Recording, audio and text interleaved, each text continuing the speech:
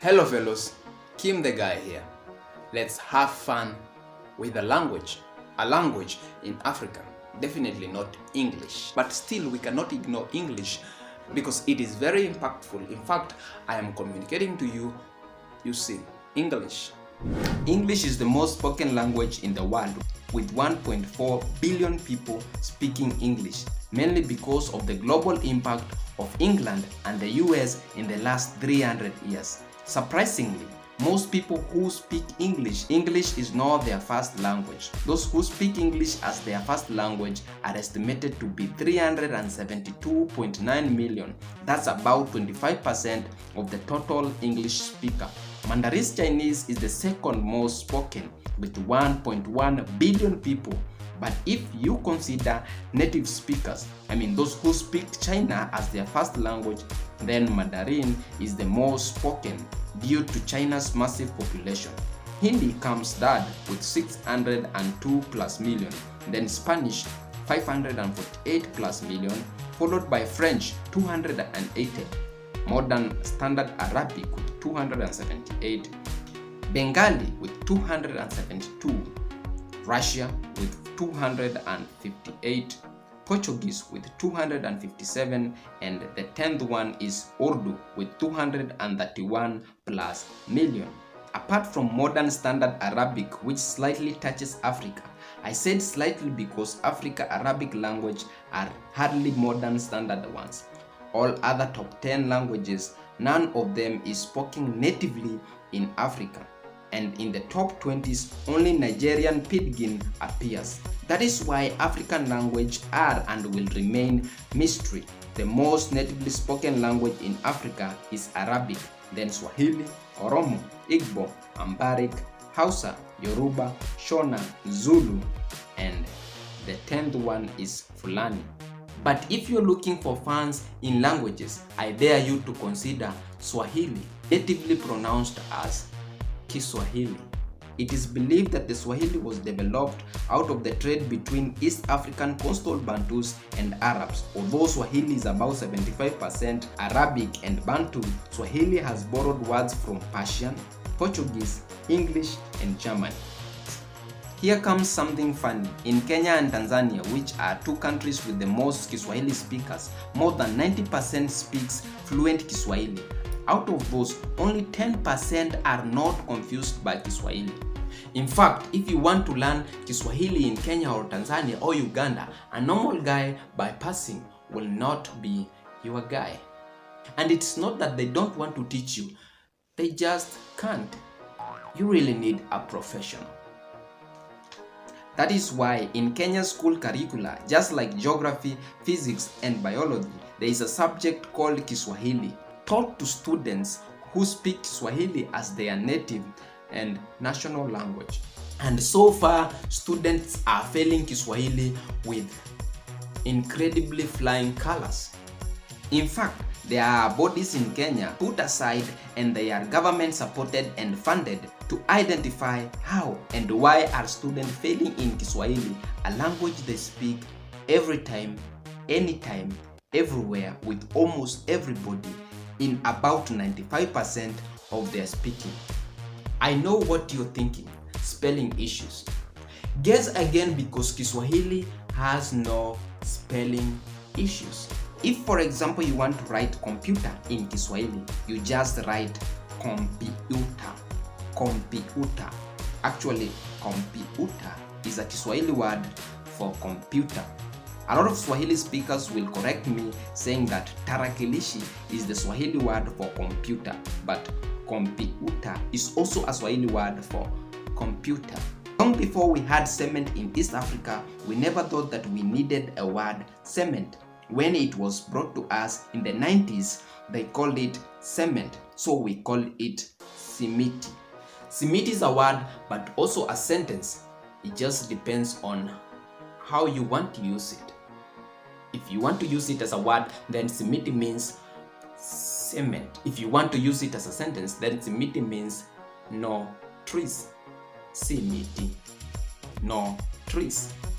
Speaking of trees, deforestation is a word in English meaning cutting down of trees without replanting others.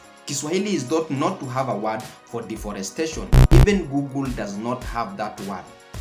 Just Google the Swahili word for deforestation. You will get ukataji wa miti, which means cutting down of trees.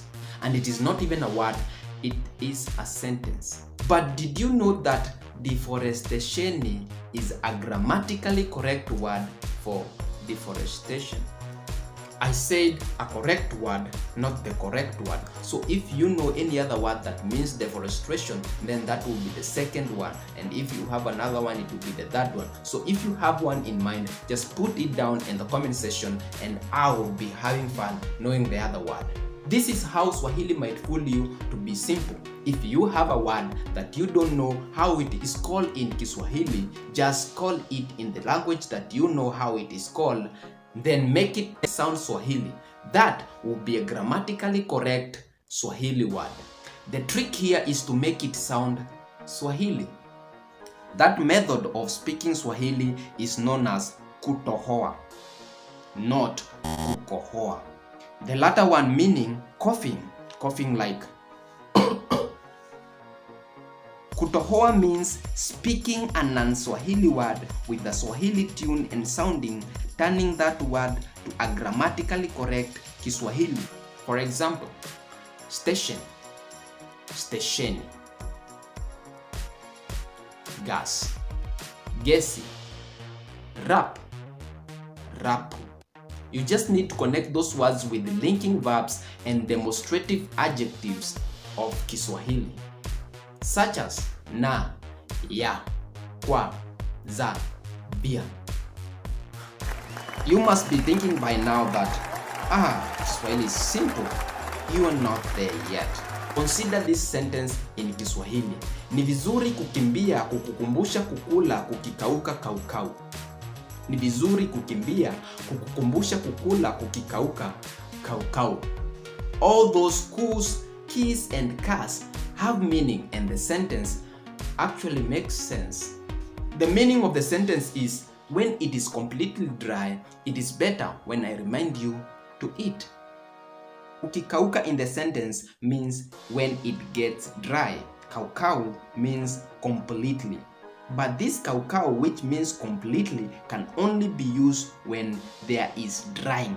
So without kukauka or drying, kaukau will never exist. So when you want to say completely black, you cannot say nyeusi kaukau. Although kaukau means completely, you can only say nyeusi tititi. Nyeusi meaning black, tititi meaning completely. Just like kaukau, tititi is totally dependent to nyeusi, which means black. So without nyeusi, there is no tititi. So there are words in Kiswahili that have their own completely. If you think I'm done, I'm not. Think of words like kumbuka, sikukumbuka, sikukukumbuka. All those kus have meaning, and a minus in a single ku will alter the meaning of the word. For example, kumbuka means remember. Sikukumbuka means I didn't remember. Sikukukumbuka means I didn't remember you. Here comes some other words. Words like lia, which means cry. Kulia, which means crying or right, as in left, right. Kukukulia, kukukula, kukukulia, which means eating on behalf of you. If you remove one ku, you change the meaning of the word. Swahili is kinda cool. Is that cool? Did you know that you can point and mostly someone verbally in Kiswahili? No, you don't, because you cannot do that in English. When other people point, mostly it means that they are showing. But when Kiswahili or Swahili people points, especially from Kenya, Tanzania and Uganda, they are not always showing. Sometimes they are either provoking, intimidating, disagreeing, or mostly issuing a warning. And if they don't show a finger, they can say it, so you don't have to look. Just listen. The pointing word is where. When someone points you verbally, that someone will say where. A lot of people use where in memes, not knowing that it's an actual word, and most Swahili speakers think that where is a short form of wewe, which means you. In some kamusis, you will find where, some you will not find. Where maybe is associated with you because I'm pointing at you, so it's you, so where is you. That is actually wrong. Where is an independent word, meaning I'm pointing you. Where, so I'm pointing you. If you insult me, I can wear you. Did you take out your cape to show us your forehead? Where? By wearing him, I just told him that I can suck the respect out of him if he doesn't fucking give me one. I don't know how you're going to take this, but I actually have one girlfriend. Where? I just disagreed with him. She just asked me to lend her money. Where? I just warned him. Where?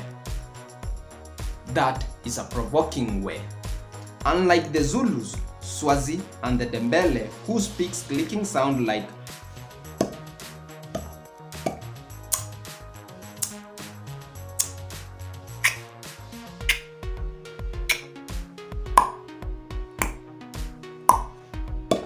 for P. For P. For example, impalompalo, impalompalo. For C, for example, Canada, Colombia, Queen, Queen. Swahili is growing so fast, and even the China are teaching Swahili in some of its schools. Yes, you heard right, China. So the next time you think that Swahili is just a local language spoken just by local Eastern and Central African, you have to correct yourself by then, because you will be wrong. Consider subscribing, and remember, I appreciate your time.